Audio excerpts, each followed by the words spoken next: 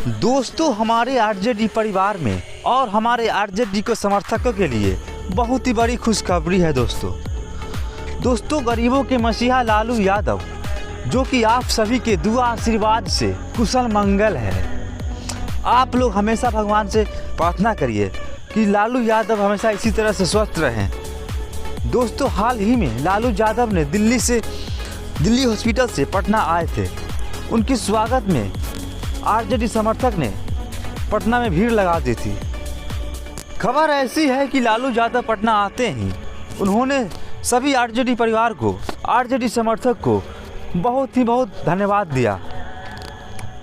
मुझे आशा है दोस्तों कि आप भी हमारे लालू यादव के लिए ईश्वर से प्रार्थना, दुआ, आशीर्वाद मांगेंगे दोस्तों, क्योंकि बिहार और देश को ऐसा नेता फिर से मिलने वाला है नहीं। दोस्तों, हमारा लालू यादव जब तक जीवित है तब तक कुछ न कुछ नया बिहार में होते रहेगा। बिहार वासियों के लिए खुशी का माहौल बनाते रहेंगे हमारे लालू यादव। बिहार के जनता के लिए लालू यादव सिर्फ नेता ही नहीं बल्कि भगवान है। गरीबों के मसीहा लालू यादव आरजेडी के समर्थक के लिए भगवान है।